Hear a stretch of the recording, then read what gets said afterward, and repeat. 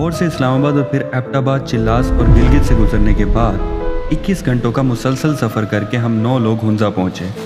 कराकरम, हिंदू कश और हिमालय की बुलंद पहाड़ियों के दरमियान ये वादी अगले 3 दिनों के लिए हमारा ठिकाना बनी। नींद से महरूम, थके हारे और मिट्टी में लिपटे हुए हमने गाड़ी से अपना सामान उतारा और अपने अपने कमरों की तरफ चल पड़े। कोई बिस्तर पे गिरने के बाद फ़ौरन सो गया, कोई करवटें बदलता रहा और नाश्ते के इंतज़ार में जागता रहा, और कोई अपने सामान की चीज़ें पूरी करने में मसरूफ़ हो गया। इस वक्त तक हमारी सारी बातें भी ख़त्म हो चुकी थी। दिल कर रहा था सब अपने अपने कोनों में बस बैठे रहें। इस दौरान एक और अहम इंकिशाफ हुआ। पहाड़ों में बिजली और इंटरनेट हर वक्त मुयस्सर नहीं होते। अपनी excessive content consumption, mindless scrolling और डोपामिन इनटेक की आदत में मुब्तला हमें अपनी नई रियलिटी से वाकिफ़ होने में थोड़ा वक्त लगा। लेकिन ये किसको मालूम था कि यही रुकावटें, अपेरेंट महरूमियाँ और बेसिक एमेनिटीज़ की किल्लत ही हमें डिटॉक्स करने का बाइस बनेंगी और हमें सिखाएंगी कि माइंडफुल एग्जिस्टेंस एक गनीमत है।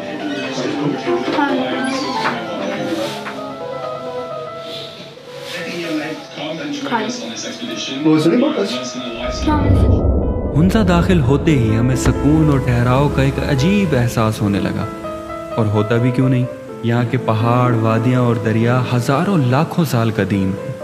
यहाँ के लोग अपनी कदीम रिवायात से अभी तक जुड़े हुए हैं और अपने तर्ज ज़िंदगी से मुतमईन हैं। यहाँ की ज़िंदगी बाजू पे बंधी घड़ी और हाथ में पकड़े फ़ोन पर स्केड्यूल मीटिंग्स और कॉल्स के मुताबिक नहीं गुजरती।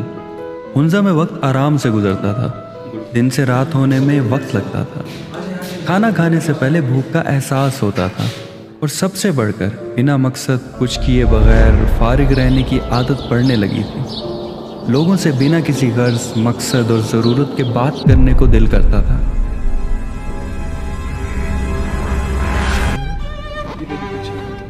इधर से हम इस साइड मुड़ जाएंगे, पहले उस साइड पर करेंगे।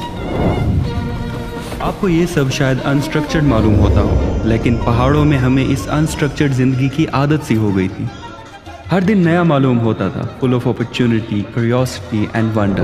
हम किराए की होंडा 125 बाइक्स पर ईगल नेस्ट गए और वापसी पर बारिश का सामना किया।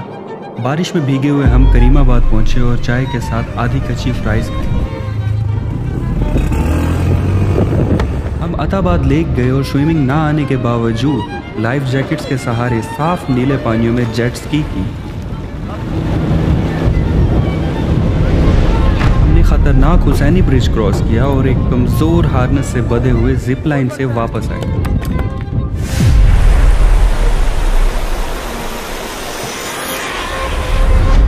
राका पोशी जाने से एक रात पहले हमने मकामी कवाली ग्रुप को दावत दी और मध्यम रोशनी में कॉटेज में कवाली सुनकर रात गुजारी।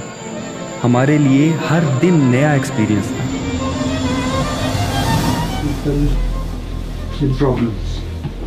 सो मेरी माने आप ऐसी उम्मीद न रखें, खुद से भी नहीं, दूसरों से भी नहीं। यू अंडरस्टैंड और यू डोंट।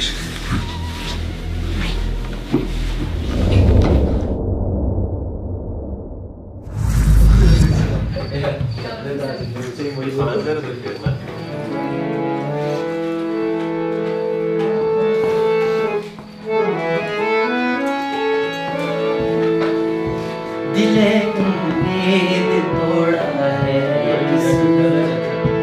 सहारा दे के छोड़ा है किसी। मैं उन शीशा घरों से पूछता हूँ, मैं उन शीशा घरों से पूछता हूँ कि टूटा दिल भी जोड़ा है किसी ने। लहू दिल का जोड़ा है किसी ने, मेरी लहरा जोड़े है किसी ने।